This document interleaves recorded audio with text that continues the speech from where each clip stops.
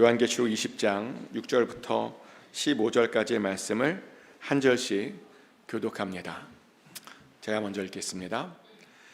이 첫째 부활에 참여하는 자들은 복이 있고 거룩하도다.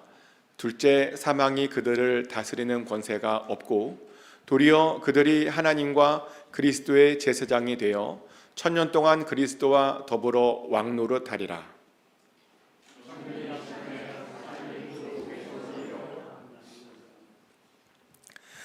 나와서 땅의 사방 백성 곧 곡과 마곡을 미혹하고 모아 싸움을 붙이리니 그 수가 바다의 모래 같으리라.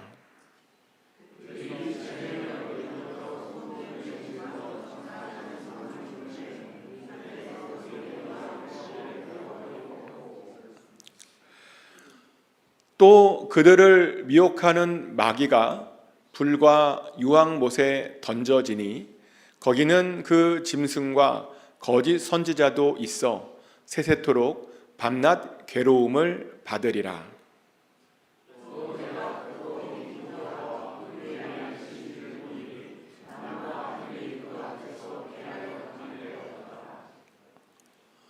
또 내가 보니 죽은 자들이 큰 자나 작은 자나 그 보좌 앞에 서 있는데 책들이 펴 있고 또 다른 책이 펴졌으니 곧 생명책이라. 죽은 자들이 자기의 행위를 따라 책들에 기록된 대로 심판을 받으니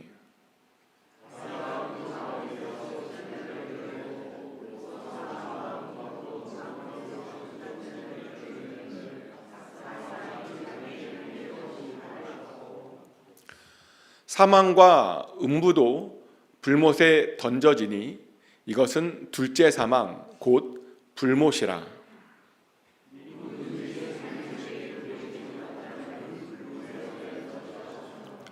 아멘. Please be seated. 하나님의 평안이 시간 여러분 10년 가운데 함께 하시기를 예수 그리스도 이름으로 축복합니다. 요한계시록의 주제는 제가 계속 말씀드리지만 하나님 나라가 주제입니다. 이제 예수님께서 사탄과의 전쟁을 벌이시고 그 승리를 통한 하나님 나라의 회복이 바로 요한계시록의 주제입니다. 그리고 오늘 본문에도 이제 그런 장면이 나오는 거죠. 보니까 예수님께서요 사탄과의 전쟁에서 이기셨답니다. 그래서 그 사탄을 결박한 후에 그 사탄을 1000년 동안 무저갱에 넣으신답니다. 그리고 그렇게 되면 이제 비로소 1000년 왕국이 시작된다는 거죠. 근데 재밌게도요, 이 1000년 왕국에 대한 세 가지 서로 다른 주장이 있습니다. 어떤 사람은 예수님의 재림이 1000년 왕국 전에 있을 것이다 라고 주장합니다. 그리고 이런 주장을 우리는 뭐라고 부르냐면 전천년설이다 라고 부릅니다. 또 어떤 사람들은 예수님의 재림이 천년왕국 후에 있을 것이다 라고 말합니다. 그리고 이런 주장을 우리는 후천년설이다 라고 부릅니다. 또 어떤 사람들은요, 이 천년왕국이라는 것이 이미 와서 다시는 오지 않을 것이다 라고 주장하기도 합니다. 그래서 우리는 그런 주장을 무천년설이다 라고 부릅니다. 천년왕국에 대한 본문이요, 오늘 우리의 본문 하나밖에 없는데 놀랍게도 이렇게 세 개의 서로 다른 주장이 있다는 겁니다. 그러다 보니 궁금해집니다. 전천년설이 맞는지 후천년설이 맞는지 아니면 무천년설이 맞는지 정말 궁금해집니다. 근데 일반적으로 사람들이 제일 많이 지지하는 게 뭐냐면요, 전천년설이라고 합니다. 천년왕국이 오기 전에 예수님께서 재림하셔서 우리와 함께 이 생을 다스릴 것이다 라고 하는 것이 바로 사람들이 많이 지지하는 거랍니다. 하지만 재밌게도 종교개혁을 했던 루터나 칼빈은요 무천년설을 믿었습니다. 그리고 그들이 그렇게 믿었던 데에는 다 이유가 있었는데요, 2000년 전에 이미 예수님께서 우리 가운데 오셨다는 겁니다. 그래서 이미 그렇게 천년왕국이 시작된 것이랍니다. 그래서 우리의 삶은 이미 천년왕국 안에 있는 것이다 라고 그들은 그렇게 믿었습니다. 근데 왜 오히려 많은 사람들은 무천년설이 아니라 왜 전천년설을 믿는 그런 것일까요? 사실 그것에도 이유가 있는데요, 왜냐하면 오늘 본문을 보면 예수님과 더불어 첫 번째 부활에 참여한 자들이 천년왕국을 다스린다고 되어 있잖아요. 근데 우리의 현재를 보면 부활한 자들이 이 세상을 다스리고 있는 것 같아 보이지 않아 보입니다. 또 천년왕국이 지금이라면요, 지금 이 시대에는 거짓 선지자들도 없어야 됩니다. 근데 안타깝게도 우리 주변에 많은 거짓 선지자들이 있죠. 또 지금이 천년왕국이라면 분명 사탄은 무적행에 갇혀 있어야 됩니다. 그래서 사탄이요, 어떠한 영향력도 끼치지 말아야 합니다. 그런데 안타깝게도 여전히 사탄의 영향력들이 우리 주변에 보인다는 겁니다. 그러다 보니 많은 사람들이요, 지금은 천년왕국이 아니다라고 생각합니다. 그 언젠가 예수님께서 다시 재림하셔서 사탄과의 전쟁에서 승리하시면 그때 정말 진짜 천년왕국이 올 것이라고 그렇게 생각합니다. 그런데요, 솔직하게 말씀드리면 전천년설이 맞는지 무천년설이 맞는지 그런 것이 사실은 별로 중요한 것은 아닙니다. 구원받음에 있어서 어느 천년이 맞는지는 하나도 중요하지 않다는 겁니다. 왜 그렇게 생각하냐면 사실은 전천년설을 믿는 사람들도 구원받았고요, 무천년설을 믿는 사람들도 구원받았기 때문이죠. 하나님께서 그런 것을 가지고 이 사람은 구원시키고 이 사람은 구원 안 시키고 그렇게 하지 않으셨다는 겁니다. 그래서 그런 것들이 하나도 중요하지 않다라고 제가 말씀드렸던 겁니다. 자, 그러면 무엇이 중요한 것일까요? 중요한 것은 뭐냐면 이 천년 왕국이 끝난 후에 사탄이 풀려날 것이라는 겁니다. 그리고 그 풀려난 사탄이 우리를 아주 심각하게 미혹할 것이라는 거죠. 실제로 오늘 본문에 그런 말이 나옵니다. 요한계시록 20장 7절부터 8절까지 말씀인데요, 천년이 참에 사탄이 그 옥에서 놓여서 나와서 땅의 사방 백성 곧 곡과 마곡을 미혹하고 모아 싸움을 붙이리니 그 수가 바다의 모래 같으니라. 아멘. 천년왕국이 끝나면 사탄이요, 잠시 놓이게 될 것이래요, 옥에서. 그리고 그렇게 놓인 사탄이 곡과 마곡을 미혹해서 하나님의 사람들 사이에 싸움을 붙이게 될 것이랍니다. 그러다 보니 여기에서요, 또 갑자기 궁금한 것이 생겼어요. 뭐냐면 도대체 이 사탄에게 미혹을 받을 이 곡과 마곡은 도대체 누구를 말하고 있는 것이냐는 거죠. 그래서 찾아보니까요, 이들은 에스겔서 38장에 나오는데요, 북쪽 끝에 사는 어떤 민족이라고 나옵니다. 실제로 에스겔 38장에 보면 이런 예언들이 있습니다. 에스겔 38장 14절부터 16절까지의 말씀을 제가 읽어드립니다. 인자야, 너는 또 예언하여 곡에게 이르기를 주 여호와께서 이같이 말씀하시기를 내 백성 이스라엘이 평안히 거주하는 날에 내가 어찌 그것을 알지 못하겠느냐? 내가 내 고국 땅 북쪽 끝에서 많은 백성 곧 다 말을 탄 큰 무리와 능한 군대와 함께 오되 구름이 땅을 덮음같이 내 백성 이스라엘을 치러 오리라. 고가 끝날에 내가 너를 이끌어다가 내 땅을 치게 하리니 이는 내가 너로 말미암아 이방 사람의 눈 앞에서 내 거룩함을 나타내어 그들이 다 나를 알게 하려 함이라. 아멘. 마지막 때예요. 하나님께서 이스라엘을 심판하시기 위해서 북쪽에 사는 곡이라고 하는 왕을 데려다가 이스라엘을 칠 것이다 라는 거죠. 그들이 말을 타고 이스라엘을 치게 하심으로 하나님께서 당신의 거룩함을 그렇게 나타내시겠다라고 그렇게 말씀하셨습니다. 그런데 방금 읽어드린 그 말씀을 잘 보면요, 하나님께서 그들에게 대해서 이런 아주 놀라운 말씀을 하세요. 뭐냐면 그들이 지금 전쟁하려고 하고 있는 그때는요, 어떤 때냐면 이스라엘의 평화의 때라는 겁니다. 이게 무슨 말이냐면요, 그런 때는 전쟁을 하면 안 된다는 거죠. 근데 그들이 그것도 모르고 지금 뭔가 하고 있다는 겁니다. 아무것도 모르는 상태에서 지금 이스라엘과 전쟁을 하고 있다는 것이죠. 근데 정말 이런 사람들이 있어요. 자신들이 지금 무엇을 하는지 모르고 그냥 행동하는 사람들이 우리 주변에도 있다는 겁니다. 오죽하면 예수님께서 십자가 위에서 이런 한탄을 하셨겠습니까? 누가복음 23장 34절 말씀이죠. 이에 예수께서 이르시되 아버지 저들을 사하여 주옵소서. 자기들이 하는 것을 알지 못함이니이다 하시더라. 그들이 그의 옷을 나눠 제비 뽑을세. 예수님께서요, 당신은 십자가에 매달던 그 사람들에게 뭐라고 말하냐면, 그들은 지금 그들이 무슨 일을 하고 있는지 잘 모르고 있다라고 말합니다. 자기네들이 지금 얼마나 큰 죄를 저지르고 있는지 모르고 있다라고 그렇게 말합니다. 그런데요, 마지막 때에 그 곡과 마곡도 그렇게 할 것이랍니다. 그런데요, 곡과 마곡만 그런 일을 하는 게 아니에요. 요즘에도 보면 사람들 중에요, 자신들이 지금 무슨 짓을 하고 있는지 모르고 그냥 아무 생각 없이 하는 그런 행동을 하는 사람들이 많다는 겁니다. 어떤 목사님으로부터 들었던 간증 이야기를 하나 잠깐 해드리면요, 그분이 그 교회에 부임을 하고 나서 그 교회가요 굉장히 빠르게 성장을 했대요. 근데 그렇게 성장했더니 기존에 있던 사람들로부터 불만이 터져 나오더래요. 어떤 불만이냐면, 목사님이 맨날 새 가족만 챙긴다고, 배신을 하고, 목사님이 자기네들과 함께 지내는 시간들이 많이 줄었다고 이렇게 불만이 교회 안에서 터져 나오더랍니다.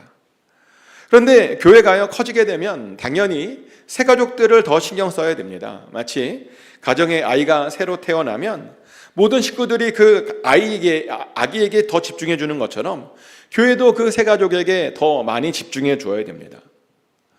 또 교회가 더 커지게 되면 목사가요 예전처럼 더 많은 시간들을 보내줄 수 없습니다.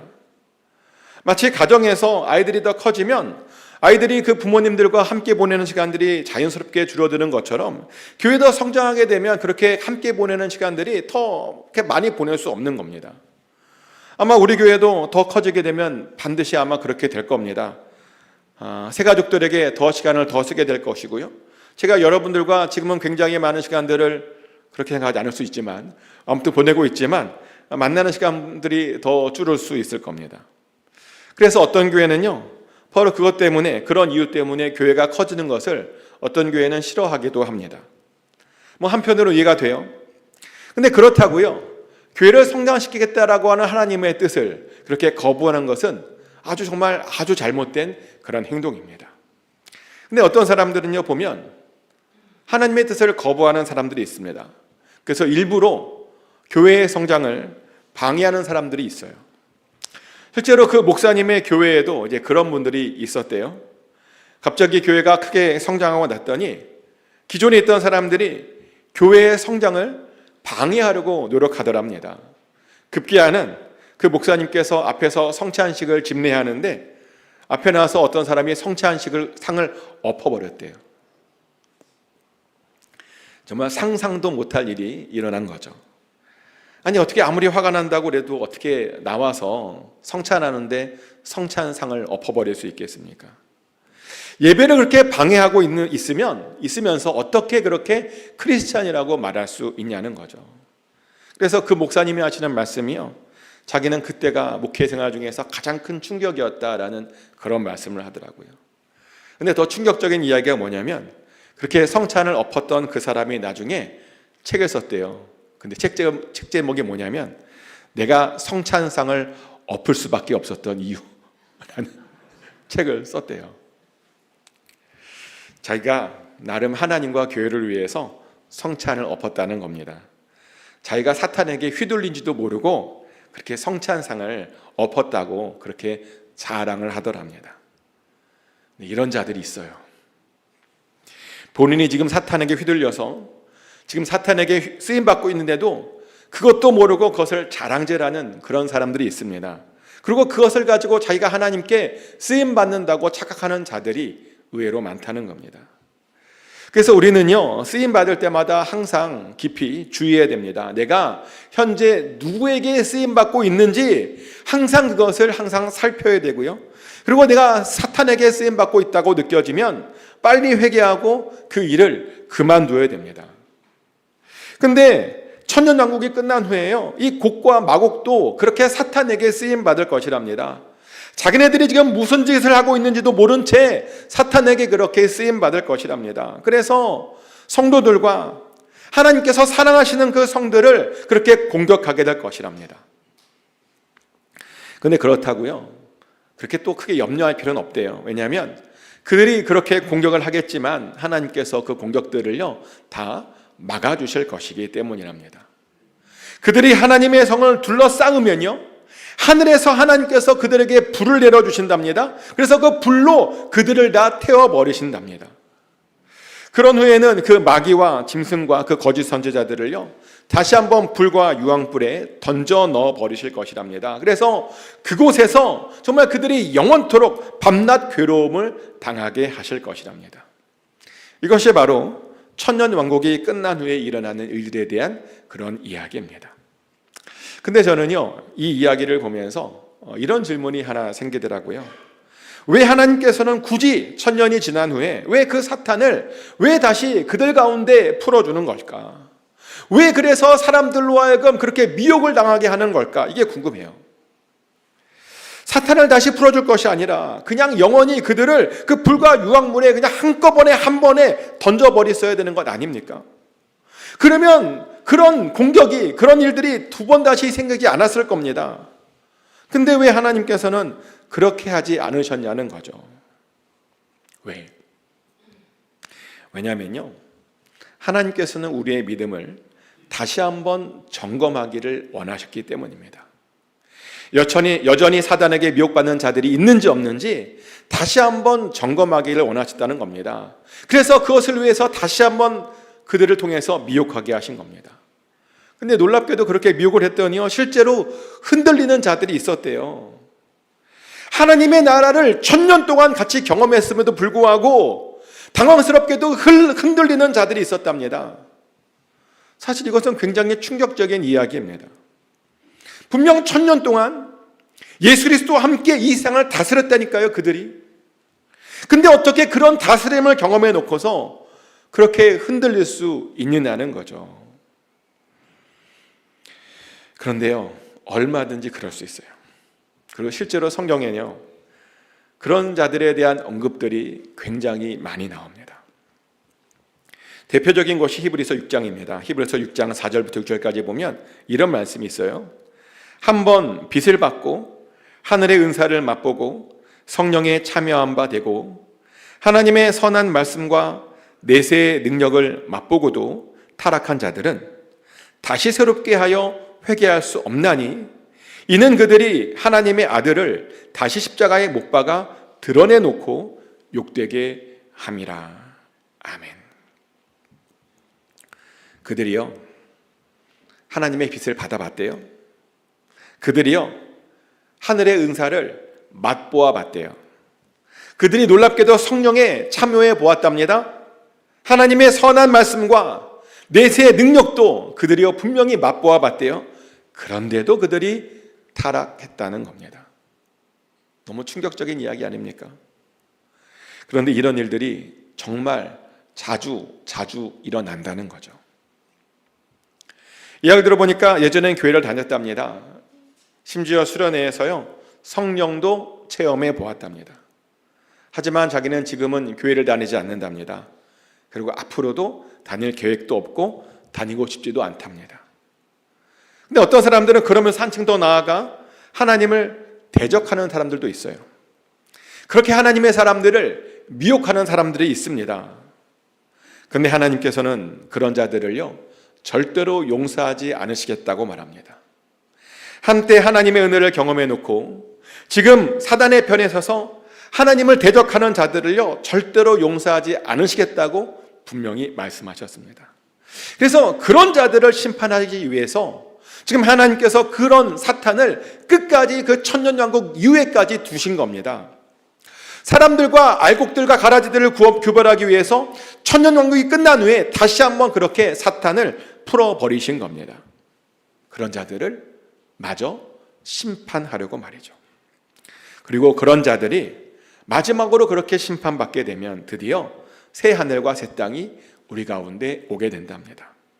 그러면 죽었던 모든 자들이 같이 부활할 것이고 하나님의 보좌 앞에 있는 그 생명책 앞에서 그 책대로 심판받게 될 것이랍니다. 그 말이 요한계시록 20장 12절 말씀이죠. 또 내가 보니 죽은 자들이 큰 자나 작은 자나 그 보좌 앞에 서 있는데 책들이 펴 있고 또 다른 책이 펴졌으니 곧 생명책이라 죽은 자들이 자기 행위를 따라 책들에 기록된 대로 심판을 받으니. 아멘. 큰 자나 작은 자나 모두 하나님의 보좌 앞에 서게 될 것이고요. 그런데 그 보좌 앞에 뭐가 있냐면 하나님의 생명책이 펴져 있을 것이랍니다. 그리고 죽은 모든 자들이 그 생명책대로 심판을 받게 된답니다. 그 생명책에 이름이 있는 자들은 구원을 받게 될 것이고 그 생명책에 자기 이름이 없는 자들에게는 심판이 임하게 된답니다. 요한계시록 20장 15절 말씀이죠. 누구든지 생명책에 기록되지 못한 자는 불못에 던져지더라. 아멘. 구원받을 자들의 이름이 그 생명책에 분명히 있다는 거죠. 그래서 우리들의 이름들도 당연히요, 그 생명책 안에 있어야 됩니다. 그래야 우리도 구원받을 수 있는 겁니다. 자, 그러면 어떻게 해야 우리들의 이름이 그 생명책 안에 들어갈 수 있는 것일까요? 이것에 대해서 요한계시록 20장 13절은 또 이렇게 이야기합니다. 요한계시록 20장 13절 말씀이죠. 바다가 그 가운데에서 죽은 자들을 내주고 또 사망과 음부도 그 가운데에서 죽은 자들을 내주매 각 사람이 자기의 행위대로 심판을 받고. 아멘. 뭐라고요? 그 생명책 안에 이름이 있으려면 잘 행동해야 된다는 거죠. 왜냐하면 그 행위대로 우리가 심판받을 것이기 때문이랍니다. 근데 여기에서 사실 우리가 이런 의문이 생겨요. 뭐냐면, 아니 우리는 믿음대로 심판받는 줄 알았는데 행위대로 심판을 받는다니요. 우리는 정말 우리가요, 예수님을 믿는 믿음으로 우리가 구원받는 줄 알았습니다. 예수님을 믿는 그 믿음 덕분에 우리가 그 심판이 아니라 영생을 얻게 된다고 그렇게 알고 있었습니다. 실제로 성경에 이렇게 나와요. 요한복음 3장 16절부터 18절까지 말씀이죠. 하나님이 세상을 이처럼 사랑하사 독생자를 주셨으니 이는 그를 믿는 자마다 멸망하지 않고 영생을 얻게 하려 하심이라. 하나님이 그 아들을 세상에 보내신 것은 세상을 심판하려 하심이 아니요 그로 말미암아 세상이 구원을 받게 하려 하심이라. 그를 믿는 자는 심판을 받지 아니하는 것이요 믿지 아니하는 자는 하나님의 독생자의 이름을 믿지 아니함으로 벌써 심판을 받은 것이니라. 아멘. 예수님께서 이 세상에 오신 목적이 뭔가, 이유가 뭐냐면 이 세상을 심판하기 위해서가 아니라고 말씀하십니다. 우리를 구원하시기 위함이라고 말씀하십니다. 그래서 우리가요, 예수님을 믿기만 하면요, 우리는 당연히 심판받지 않게 됩니다. 그렇게 알고 있었는데, 근데 오늘 본문을 보면 생명책에 기록되어진 그 행위대로 우리가 심판을 받는다라고 그렇게 기록되어 있다니까요. 그리고 이런 이야기가요, 요한계시록에만 나오는 게 아니에요. 로마서에도 보면 이런 이야기가 똑같이 나옵니다. 로마서 2장 6절부터 8절까지의 말씀이죠. 하나님께서 각 사람에게 그 행한 대로 보응하시되 참고 선을 행하여 영광과 존귀와 썩지 아니함을 구하는 자에게는 영생으로 하시고 오직 당을 지어 진리를 따르지 아니하고 불의를 따르는 자에게는 진노와 분노로 하시리라. 아멘. 하나님께서 뭐라고 말씀하시냐면 각 사람의 행위대로 보응하시겠다고 말씀하십니다. 참고 선을 행하며 영광과 존귀와 썩지 아니함을 구하는 자들에게는, 그런 자들에게는 영생을 주시겠다라고 말씀하시고요. 하지만 끼리끼리 몰려다니고 진리를 따르지 않는 자들에게는 반드시 진노와 분노로 하시겠다라고 그렇게 말씀하셨습니다. 도대체 그래서 어떻게 되는 것일까요? 왜 믿음이 아니라 이렇게 어떤 곳에서는 행위라고 말씀하시는 것일까요? 근데 사실 이것을 우리가 제대로 이해하려면요, 우리가요, 믿는다라고 하는 것이 무엇인지 다시 한번 우리가 정말 제대로 알아야 합니다. 많은 사람들이요, 많은 크리스찬들이 이 믿는다는 것에 대해서 정말 많이 오해하는 모습들을 보는데, 믿음을요, 그냥 어떤 존재가 있다는 것을 믿는 것으로 단순히 그렇게만 생각하는 분들이 많아요. 근데 믿음은요, 어떤 존재가 있다고 믿는 것이 아니라 믿음은 행동하는 겁니다. 아는 것을 진짜로 내 삶으로 살아내는 것, 바로 그것이요, 진짜로 믿는 겁니다. 그래서 믿음 있는 사람들은요, 정말 보면요, 그 믿음대로 사는 것을 봅니다. 그래서 우리가요, 어떤 사람의 행위를 이렇게 보잖아요. 그럼 그 사람이 믿음이 있는지 없는지를 우리가 실제로 그렇게 알게 되는 것이죠. 그 사람이 경제적으로 어려울 때나, 그 사람이 아플 때나, 그 사람에게 안 좋은 일이 생겼을 때를 보면, 그 사람이 어떻게 행동하는 것을 보면 그 사람의 믿음을 실제로 알게 됩니다. 또 그 사람에게 진짜로 좋은 일이 생겼을 때 그 사람이 어떻게 행동하는지를 보면요, 그 사람의 우리가 진짜 믿음을 알게 되는 겁니다. 그리고 하나님께서는 그 사람의 그래서 그 믿음의 행동들을 보시고 그 사람의 이름을 그 생명책에 그렇게 집어 넣으시는 겁니다. 그러니 우리들은요, 정말 우리들의 믿음을 돌아봐야 됩니다. 어떻게 여러분들의 믿음은 심판을 면제받을 만한 그런 믿음을 갖고 계십니까? 아니면 면제받지 못할 만한 그런 믿음을 갖고 계십니까? 경제적으로 어려울지라도 주님을 신뢰하십니까? 몸이 아플지라도 주님을 신뢰하고 계십니까? 안 좋은 일이 생겼을지라도 그럼에도 불구하고 주님을 신뢰하고 계십니까? 또는 아주 좋은 일이 생겼을지라도 교만하지 않고 더욱 겸손하게 살고 계십니까? 만약 그런 믿음을 갖고 있다면 여러분들의 믿음은 심판받지 않을 믿음이 맞습니다. 하지만 어려움이 생겼을 때 그 믿음이 흔들린다면 심판을 면제받을 수 없습니다. 심판을 면제받으려면요, 그럼에도 불구하고 주님은 언제나 옳습니다라고 그렇게 고백해야 되는 겁니다. 실제로 우리의 믿음의 선배들은 항상 그렇게 고백했습니다. 상황이 그들의 기대대로 풀리지 않을지라도 그럼에도 불구하고 전적으로 주님을 신뢰했습니다. 무조건 주님은 언제나 옳으십니다라고 그렇게 고백했었습니다. 그리고 그렇게 고백했더니 그 생명책에 그들의 이름이 쓰여졌고 마침내 심판도 면제받을 수 있었다는 겁니다. 그래서요, 우리들도요, 그래야 됩니다. 그럼에도 불구하고 주님은 언제나 옳으십니다라는 믿음을 우리가 그렇게 항상 가져야 됩니다. 아멘. 축복하는 것은 꼭 그런 믿음을 가지시길 축복합니다. 이제 말씀을 정리하겠습니다. 우리가 구원받기 위해서는 구원받을 만한 믿음이 있어야 됩니다. 그 말이 무슨 말이냐면요, 그 믿음이 그 삶의 어떤 행위로, 행동으로 나타나야 한다는 겁니다. 그래야 그 행위대로 그 생명책에 우리의 이름이요, 기록되어질 수 있는 겁니다. 그리고 그래야 예수님께서 약속하신 대로 그 심판이 면제받을 수 있는 겁니다. 정말 축복하는 것은 끝까지 여러분들의 그 믿음을 잘 지키시기를 축복합니다. 절대로 사탄의 미혹에 흔들리지 않으시기를 축복합니다. 그리고 언제나 어떤 일이 있더라도 하나님과 교회 편에 끝까지 서시기를 축복합니다. 그래서 정말 그날에 새 하늘과 새 땅이 이 땅 가운데 임하게 될 때 모두 꼭 그날에 거기에서 뵙게 될 수 있기를 예수 그리스도 이름으로 축복합니다.